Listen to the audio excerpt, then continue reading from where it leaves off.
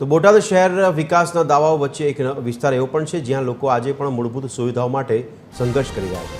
Dhankaniya road પર આવેલી બાપા સીતારામ નગર તુલસીનગર 2ના રહીશો પીવાના પાણી અને રોડ જેવી પાયાની સુવિધાઓથી વર્ષોથી વંચિત છે। સોસાયટીમાં પાકા રોડના અભાવે લોકો કાચા અને ધૂળિયા માર્ગો પરથી અવરજવર કરવા માટે મજબૂર બન્યા છે। તો ચોમાસા દરમિયાન રસ્તાઓ કાદવ અને કિચડમાં ફેરવાઈ જાય છે, જેને કારણે લોકોને ઘરની બહાર નીકળવું પણ મુશ્કેલ બની જાય છે। આજે સ્થાનિકો એકત્ર થયા હતા અને પાણી આપોના સૂત્રોચ્ચાર સાથે વિરોધ દર્શાવ્યો હતો।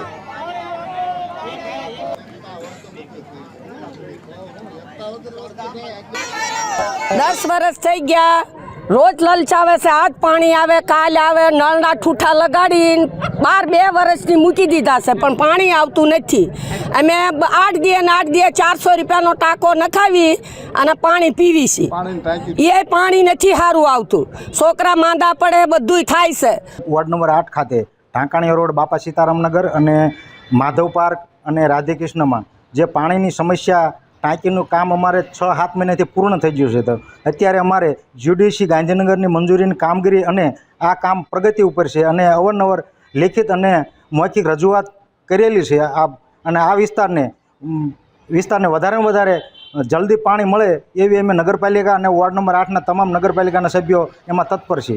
બોટાદ શહેરના ઢાંકણિયા રોડ ઉપર બાપા સીતારામ વિસ્તાર જે આવેલો છે, જે વિસ્તારમાં પાયાની સુવિધા જેવી કે રોડ, રસ્તા, પાણીની સુવિધા નથી। ત્યારે આ વિસ્તારના લોકોએ અનેકવાર રજૂઆત કરી છે, પરંતુ આજ દિન સુધી આ વિસ્તારની અંદર રોડ, રસ્તા કે પાણી મળ્યું નથી। ત્યારે આ વિસ્તારના લોકોએ મોટી સંખ્યામાં ઉપસ્થિત થયા છે અને જ્યાં સુધી પાણી ન મળે ત્યાં સુધી આ લોકો આંદોલન કરવાની પણ ચીમકી ઉચ્ચારી છે। ત્યારે ખાસ કરીને વાત કરીએ તો બોટાદ શહેરના વિકાસની જે વાતો કરવામાં આવે છે તે વિકાસ ફક્ત ચોપડા પર હોય તેવું જ લાગી રહ્યું છે। ત્યારે બોટાદ શહેરના ઢાંકણિયા રોડ વિસ્તારનો બાપા સીતારામ જે વિસ્તાર છે ત્યાં પાયાના સુવિધાથી લોકો વંચિત છે।